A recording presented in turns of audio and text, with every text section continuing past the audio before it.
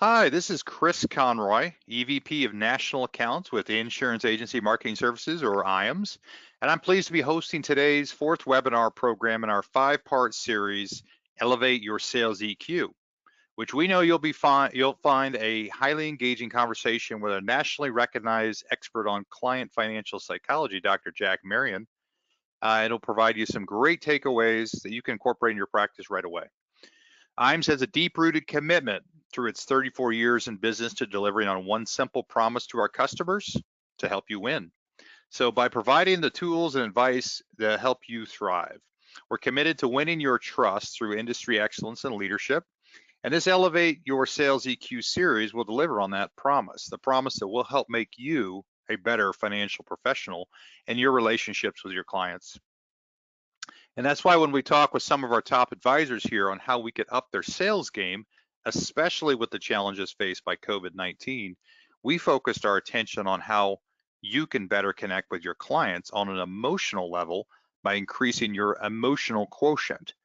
Because we know it's one thing to have the highest IQ in the room, but that doesn't close sales. Having a higher sales EQ matters more. The ability to connect with your clients through empathy, understanding your own emotions, and communicating in ways that make sense to them. That's why upping your emotional quotient is so important. We held our first, second, and third parts of this series over the last couple months, and we had a record level of participants, many of whom have registered for today's program as well. For today's fourth installment in our Elevating Your Sales EQ series, we will cover the new retirement income pyramid. Before I introduce our featured presenter today, I'd like to take a minute to thank North American Company for Life and Health Insurance, whose generous sponsorship helped make this webinar series possible. We've been pleased to partner with North American Sales VP Tia Stanley to create this webinar series. Her broad experience and skills in the annuity industry at both a leading distribution firm and with top carriers has made her a well-recognized sales leader. I also want to share our appreciation for the industry research and leadership that North American has shown in the recent top producer survey they conducted called Project Apex, which helped identify key attributes and behaviors of top performing producers in the fixed annuity industry. Tia is also a past recipient of NAFA's Next Gen Award and chair of the Education Committee of NAFA. Tia, welcome. Chris, thank you so much. And I got to say, I appreciate you. And also, this is a really big opportunity that North American had to sponsor this series with you all and Dr. Jack Marrion. So with that, wanted to take just a few quick minutes to highlight a couple items that we have here at North American so those tuning in can get to know us just a little bit better. So first, wanted to highlight our best-selling FIA, that's VersaChoice 10, and also our EPC Loyalty Program. So talking about VersaChoice 10, the reason it's so popular is because of the two client financial objectives that it solves for, and that's going to be accumulation and liquidity. Now, we all know the power of an FIA. Of course, it's that premium protection during market volatility, which I know I don't have to say this, but we've been no stranger to that this year. So when you pair that with a competitive accumulation play that we have, and the additional enhanced liquidity that's ADL driven, well, you've got a really unique, great combo there. Now, leading to great combos, I wanted to quickly talk about our EPC Loyalty Program. Now, our loyalty program, it's about helping you advance your career, and it's based on issued FIA premium that you have during a calendar year. It also pays retroactively, which makes us pretty unique. So if you want to know more about how North American could help put an additional $75,000 in your pocket, help advance your business, and also where VersaChoice 10 could be a great client fit, please give your IAMS family a call and they'll be able to fill you in and tell you all about it. So with that, enough about us. Aligning the focus back to IAMS, I got to say there's a reason you're tuning in today. And there's also a reason you're doing business with them. Chris has mentioned this before. This always sticks with me. They've been in the business for 34 years. So I would say a year or two older than Chris Conroy himself, right? They've supported. You like that? I thought you'd like that, Chris. But Take to what I me, get. Compliments. Yep. 34 years in the business, really what that means is that they've supported the field through a lot of industry changes. So when I think of IAMS, just, some very quick descriptive words, it's going to be strong, stable, bright future focus. I think this series really hones into that exactly right there. So you've got that paired with just the huge value add that Dr. Jack Marrion is as a whole. That really brings my handoff back over to Chris. So Chris, thanks again. And like I told you before, I'm very excited for the new retirement income pyramid. Yes, yeah, it's going to be a great presentation, and I will be introducing Dr. Marrion. We'll get going with the presentation real soon here. Thank you, Tia. Thanks again to North American and helping sponsor this series that we've done here. And just one thing in preparation for today's webinar, I know this time of year we've had a tremendous amount of our top producers and advisors around the country asking to help with their planning for 2021. So we've done a lot here in helping pivot to virtual preset lead programs and improving their marketing presence, their websites, social media, search engine optimization. I mean, those are all things we do day in and day out for our customers. So with that, I wanted to do a quick poll question out here for folks. If you're interested in getting a free marketing analysis report from IAMS of your business, which I'd encourage you to do, I'm going to launch a poll question in a second here. But I just encourage you, this is a good time of year to be thinking about 2021. And a lot of people struggled in 2020. We've been able to successfully pivot some people to different lead programs and different ways to connect with their clients. But a lot of people are struggling, and this is a good time to be thinking about next year. So I'll launch a couple poll questions. One is our free market analysis report that we can do for your business, and something that's free of cost. It's really three pieces. It's one, conducting a marketing assessment, looking at your current market activities, population densities, strategic tactical view. Second is building a collaborative, customized plan for you. That could be looking at social media, Facebook, traditional methods, and really in line with what you want to accomplish and your goals and your budget. And frankly, if it's a lot of which can be paid for by the production that you do here. And third, it's easy. It's easy implementation, a lot of turnkey programs, lets you be the rainmaker, and really lets us get on your staff without being on your payroll. So that custom market analysis is a great way to really get yourself prepared for next year. I'll close that one. The second one is the marketing calendar. This is something that we're sending out right now to our top 500 producers we do business with. A great way to set the tone for what your marketing calendar will be in 2021 as we're getting ready for close of the year, and making sure you're aligning your spend and your plans around your goals, ultimately how many clients you want to work with, how much revenue you want to have, and how you want to run your business. So if you're interested in that free marketing calendar, that's something we can get to you. Go ahead and just check the yes box, and we'll move on here to Dr. Marrion's presentation. So I'll close that poll. Okay. With that, I'm now pleased to introduce our featured presenter for today, Dr. Jack Marrion. And let me share a little bit of background on Jack and his work. And what he's done is, Jack's been a top industry academic book publisher, such as Indexed Annuities, A Suitable Approach, Gen X, Gen Y, and Fixed Annuities, Real World Indexed Annuity Returns from partnering with the Wharton Business School Professor David Babel. He's also done research studies in connection with his Advantage Compendium. He's been an expert witness for NAIC, as well as the 2016 Department of Labor Fiduciary Rule combined litigation effort, which ultimately led to the defeat of that rule in the Fifth Circuit. He's a past president of a broker-dealer, past officer of life insurance companies, past officer of an investment banking firm, and he's led academic research in how annuity clients think and what their internal biases are, with a doctorate from Webster University on behavioral biases, where he's been a research fellow. Last, Jack has won the NAFA Bo Johnson Lifetime Achievement Spirit Award, recognizing his many years of contribution to the fixed annuity industry. Jack, welcome to the program. Thanks. It's good to be here.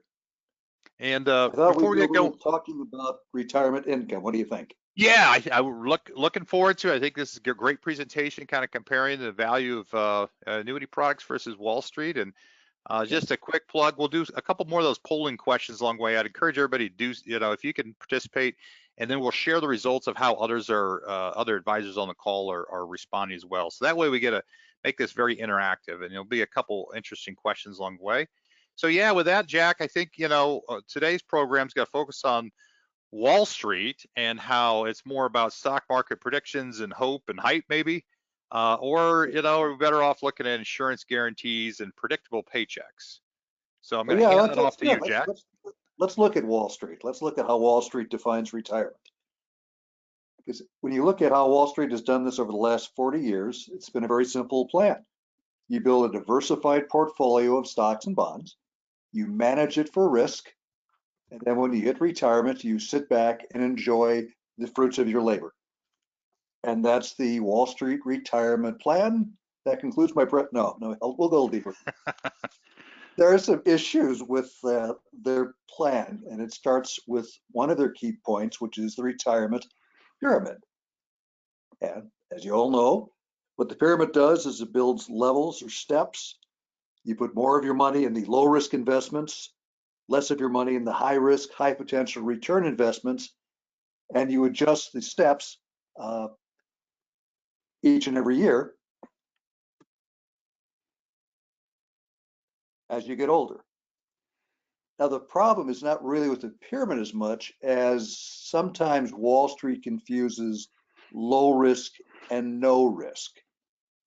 For example, if you go back before the crash of 2008, Wall Street was suggesting auction rate securities as an alternative to money markets and treasury bills.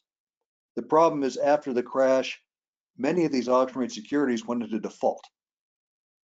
At the same time, Wall Street talked about using mortgage-backed bonds instead of CDs. But 90% of the bonds rated AAA in 2005 were rated junk bonds in 2009, the mortgage-backed ones, and some of those defaulted. And finally, to compete with the income story that annuities have, both immediate annuities and guaranteed lifetime withdrawal benefits, they developed target date funds designed to provide a stable income. However, after the crash, some of these target date funds were forced to cut their payouts by as much as 25% to people that were already in retirement. So the problem was not only did Wall Street confuse low risk and no risk, they confused low risk and true risk. And that's a big issue. There's another issue, and it comes down to finance ain't physics. And that's our next slide here. Every prospectus you see has the same disclaimer that the past does not predict the future. You can't use past performance as a prediction of future results. And yet, every Monte Carlo model, every algorithm, every simulation depends on the past predicting the future, or all of the models and rules of thumb are caca. And that's the big problem. Finance is not science. And then there's the biggest problem of all. And that's that for all of this to work, consumers must be financial machines. We must act to maximize the marginal utility of every financial decision, but we don't do that. We don't have perfect information. We don't know all the alternatives. We often don't know everything about what we're considering. They assume that we never get emotionally involved in our investments, and sometimes we do. And they believe that we treat all dollars as fungible, in that every dollar is treated the same, but we know that we treat dollars differently depending upon where they're placed and what they're going to be used for. So for all these reasons, the Wall Street model does not work well. There are other things that can be done, such as using annuities, that make life a little easier. And what really drove this home, I was going to say, Jack, to that point, I know a lot of research has suggested, because consumers have not. You talk about S&P 500, maybe it's been up 8 to 11% depending on the time periods you're looking at. But why is it consumers seem to have, on average, got about half that return? And well, it's exactly what we've talked about. They get emotionally involved and they sell low Mm-hmm. and buy high, and that's the reason. Well, let's talk about maybe an annuity is a way to kind of take that emotional bias or bad biases they have out of the equation. So what do we have here on this chart? Well, this really drives home the problem with the whole Wall Street concept. If you go back and do an internet search before 2008, looking for the term sequence of return in articles, you find very few articles. If you use the same search mechanism looking for sequence of return after 2008, there's over 200,000 articles. People after the crash figured out there was something called sequence of return risk, and that means the risk that the market crashes basically right after your retirement. And what this is designed to do is show the risk. What we have is someone at age 70 that has $100,000, retires in one of the previous 10 years, and we see where they're at on January 1st, 2010, and what they would need for an average return there going forward to have the money last until age 100. Now, I've got them taking out $6,000 a year or 6%. The reason for the 6% is if you go back to the surveys in the 80s, 90s, and aughts, consumers believed they could take out 6% and were taking out 6% because they thought they could do that and not run out of money. So what this represents is reality. This is what people were doing. So we'll start with a little brown line there at the far right. This is somebody that retired January 1st, 2009, put their $100,000 in. It's now a year later. Well, 2009 wound up to be a pretty good year. So this person is now 71 years old, and they only need to average a 2.94% return a year for the next 29 years, and they can still take out $6,000 a year. They've got it made. You look at the people that retired in the bull market before the crash, and they need to earn 7.5 to 8.5% a year, depending upon what year they're retired, to keep that money coming in. So they're all in their mid 70s now, but they need to earn 7.5 to 8.5% a year to keep the money in until age 100. And then the saddest example is the blue line on the bottom. This poor person retired January 1st, 2000, has been taking out $6,000 a year, but their $100,000 is now worth less than $20,000. They're 80 years old. For their money to continue to pay out, they need to average a 31% a year return. Wow. And that's not going to happen. The Yeah. reality So is what do this you tell person's gonna somebody run out of like money. that? Yeah. I mean, what Yep. do you do? Tell an 80-year-old you got to go back to work. I mean, what's their lifestyle change and expenses? That's a tough one. Well, hope there's no more employment opportunities, I know. And that drives home the problem with sequence of return risk. And the other part that ties into this is using the safe withdrawal rates. If you go back to the 80s and 90s and ask advisors, they were typically telling consumers to take 5% a year out. Why 5%? Because everyone knew that was a safe withdrawal rate. Well, the millennium bear market showed that may not be a perfect rate, so people dogged on to that 4% safe withdrawal rate. Unfortunately, the crash of 2008 showed even 4% was a little optimistic. So let's kind of build this scenario. You've been working your entire life, you put money away. You've got $1 million because your goal at retirement is to get $40,000 from your investments. So you feel you've made it. You've got your million. And now the Wall Street people are saying, no, if you really want to make this work, you're going to have $1.6 million, or you're going to have to wait another 10 years to retire. That's the problem. I don't like that answer, Jack. I think, but that's it brings up a good point, which is I think the 4% rule, which was William Bengen, if I'm not mistaken, from 40 years ago, which was that maybe you could safely withdraw 4%, not run out of money over 3 decades, whatnot. And it's just, obviously you look at the real world returns over the last, well, I mean, the research that Blanchett, Fink, and Fow showed is that maybe 2.8 or something around there is a more realistic number, is a significant deviance from where a lot of it, advisors have been telling customers that 4% would work. Let me launch a polling question there. That's an interesting one, which is, how would people, work with average clients, what's the safe rate that when you talk to clients out there, do they think it is, or have they been led to believe? Is it a 4%? Is it 3%? Is it less than 3%?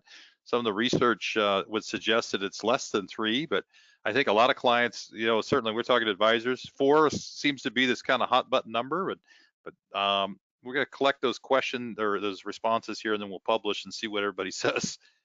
I don't think I'm going to be totally surprised, Jack, if we have kind of a very small segment that actually have clients that are thinking it's less than 3, but we'll see what those answers are here in a second. Yeah. Okay, I'll be closing that polling question, and I'll share those results.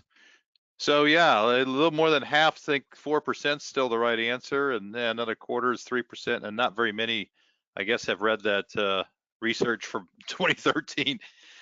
So that's the typical client we're dealing with, I think. Not surprised there. I don't know if you have any surprises with that, Jack. No, that's about what I expected. Okay, well, let's move on then to the next slide.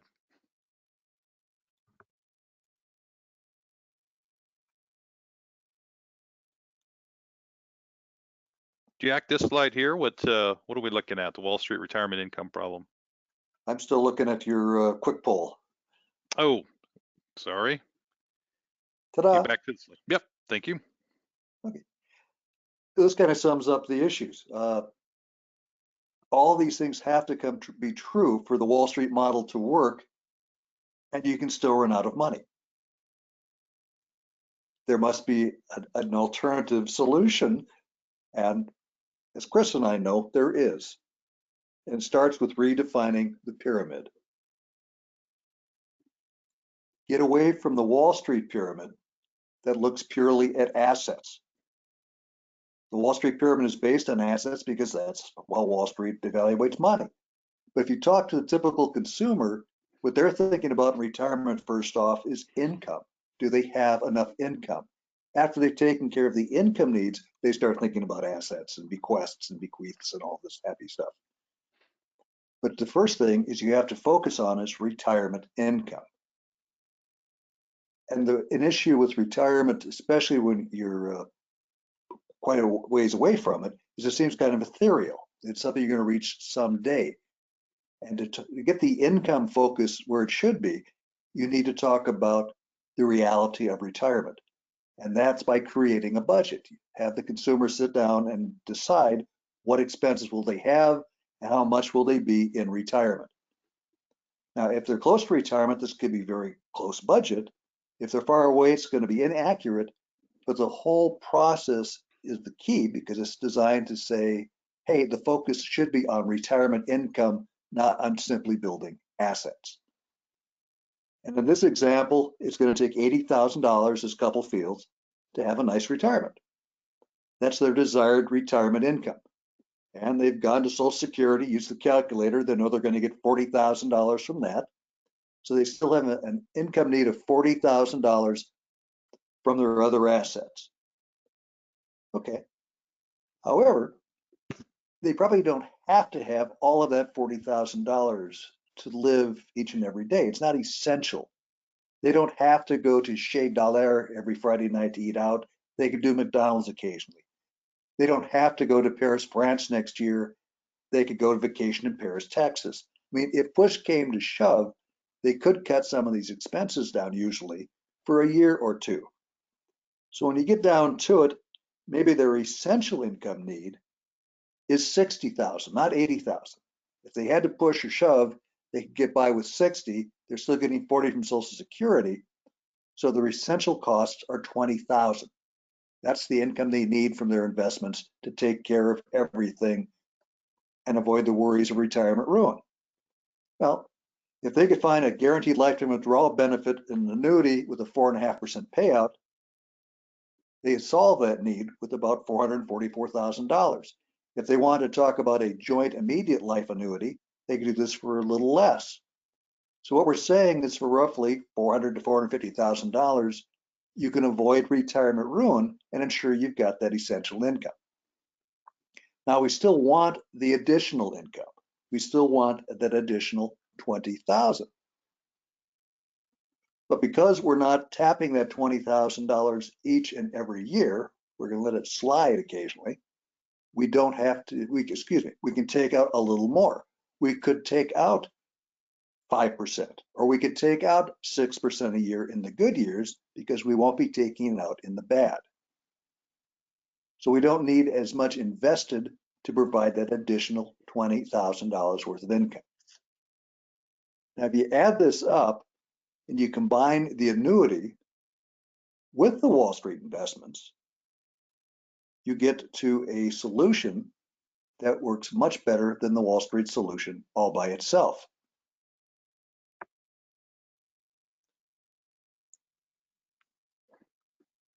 And that's that we are providing for all of our retirement needs for around $750,000 to $800,000. So now that person that was sitting with $1 million at retirement that Wall Street was telling him cannot retire or must take much less, can retire and even have a few bucks left over. That's the annuity solution.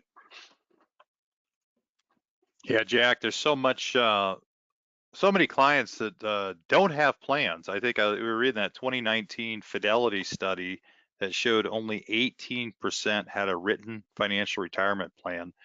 And when they asked them, what were the top reasons why they did not have a retirement plan? Number one answer was they never thought they needed one. Number two was they didn't know where to begin. There's a lot of confusion out there at the consumer level. There's also studies from LIMRA that indicate that people who do have a plan, a written plan, feel more confident about their retirement. They feel more certain about their financial future. And I think some studies have even shown that those people tend to live longer because they feel more confident. They probably have less stress in their lives. So interesting is just the value of running through the numbers and developing a plan is so important. And it all starts with the budget. And when you talk about the risks that an annuity removes, I mean, it totally gets away with longevity and market risk. In that middle column, it gets rid of most or at least some of all of those other risks. So about the only risk you're left with is a voluntary risk, which means you can't stop somebody from doing something dumb. But for all these other risks, using annuities with the planning for retirement income gets rid of most or all of them. And that's so powerful. And this other part goes back to what you said about the retirement income, people being happier when they have an annuity. The next slide talks about the studies that have been done, and there have been tons of studies done on what people want in retirement. And the majority of them want a stable income. They don't want to run out of money. They want some of their principal preserved, at least some of the assets. These people are saying they want an annuity.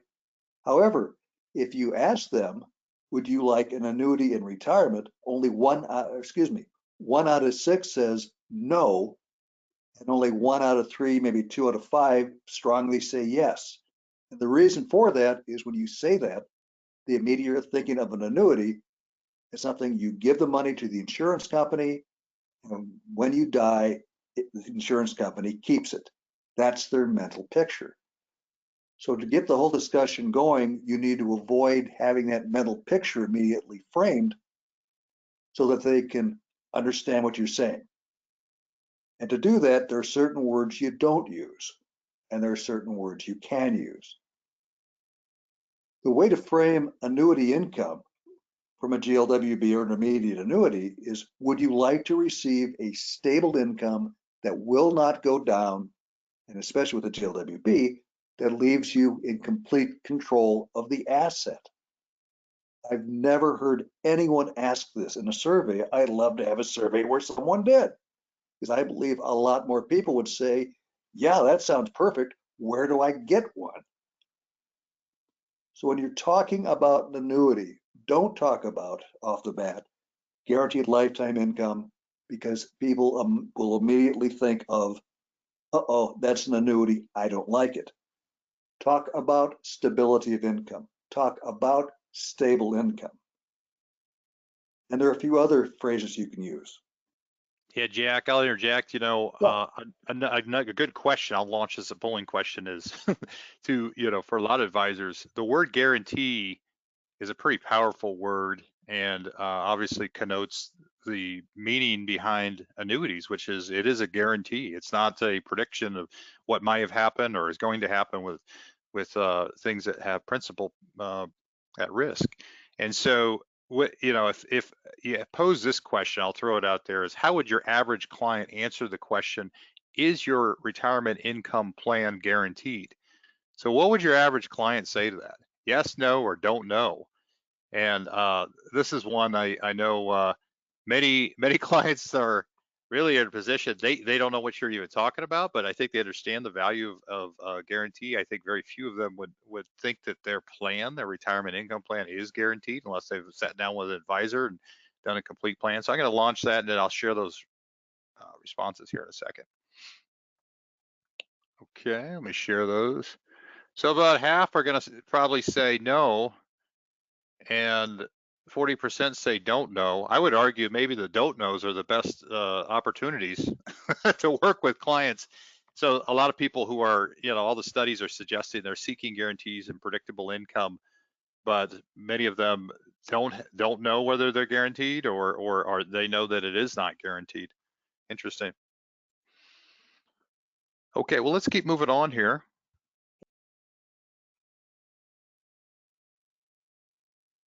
This is an assessment I created based on all of the studies. And this was designed to be an app, but it can be also taken and just created as a piece of paper, add some check boxes on the left and right and have them check off which side they agree with. Do they agree more with the statement on the left, or do they agree more with the statement on the right? And if they have more check boxes on the right, they're telling themselves that they should be considering annuities. So this is one of those things that you bring up early when you're talking about stable income, and have them do a retirement income assessment.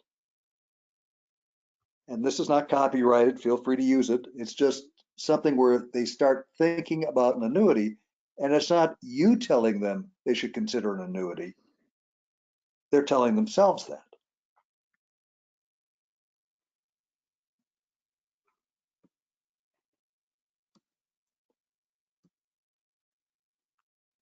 Stable income.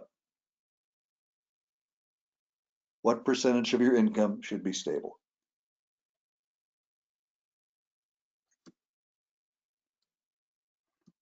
Well, I think a lot of people probably say much of it, right? I think so too. I think the framing, what would be a key framing takeaway on this one, you think, Jack? Well, the whole point of it is to talk about what the customer's thinking, and they're not thinking really about lifetime income.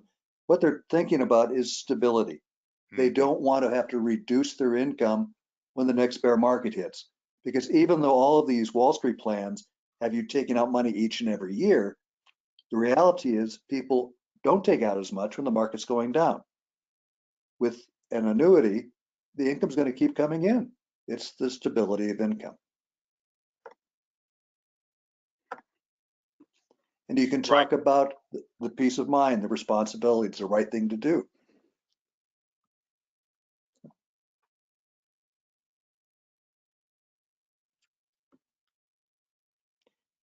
And this kind of sums up the other reasons. We've talked about the financial reasons, but there are other reasons to consider an annuity. Mental impairment. The odds of us experiencing dementia increases as we get older. That's a reality. But beyond the dementia, as we age, any health conditions we have become more impactful on our lives. We can't concentrate as well. We don't hear as well. We don't see as well. The bottom line is somebody that might have enjoyed working on their portfolio at age 65 may not really want to do this at age 85. If you have an annuity, the problem is solved. And even though the guardianships and powers of attorney work, there are limits. An annuity is an easy solution. And the penultimate slides kind of drive this home with the decisions that are required. If you look at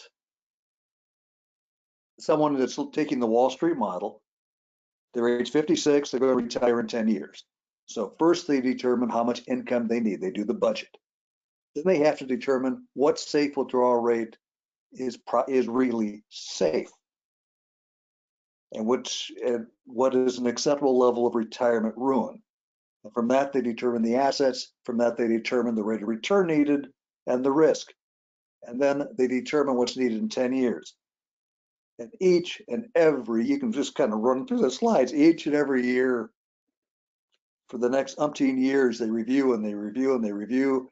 If they're lucky, they start taking out money at age 66, and then each year they review and they review and they review until they die.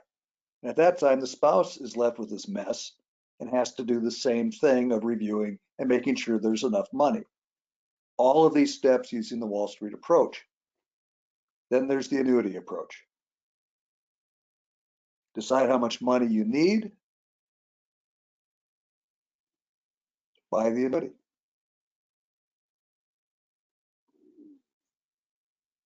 Because what it amounts to is you cannot guarantee the future. Excuse me, with my lone line. You can't predict the future. You can only ensure that it will happen by using an annuity. There we go. That's my great finish.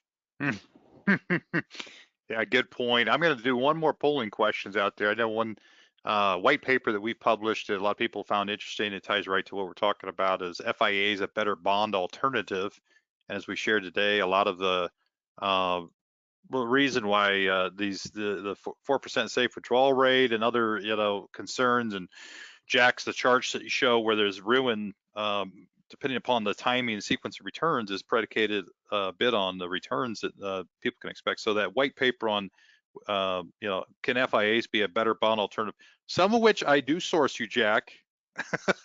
The work that you've done along with some others that show that FIAs in fact are a great bond alternative, and today with where bond rates are, CDs, it is a good time to be looking at that as an option. So I'll close that poll right now, and with that we're going to wrap it up here. And I just want to say thank you, Dr. Marrion. We appreciate your time, Tia as well. And we encourage everybody to take a look into where annuities can fit for their clients, and also where we can help with that. I'm certain a lot of our attendees today picked up some nuggets that they'll be able to take back into your practice right away and grow your sales and reach your fullest potential. I'd encourage everyone here to call your marketer at IAMS 800-255-5055 and ask about a couple of those free giveaways that we offer to all the attendees for this program. One, Dr. Marrion's white paper. Second, the FIA's a better bond alternative white paper. Third, a point of sale piece, the Financial Life Pyramid, which is a consumer facing presentation that shows the steps to a financial plan, an easy, understandable way. And then also just another plug, if you're interested in getting a free marketing analysis of your business to see if your advertisers align with where you want to reach the right demographic and also the right messaging, let us know. Reach your marketer here. And be on the lookout for next month's 5th and final webinar in this series, the Elevate Your Sales EQ series with Dr. Marrion. You won't want to miss it. Thanks for your time today and appreciate your partnership.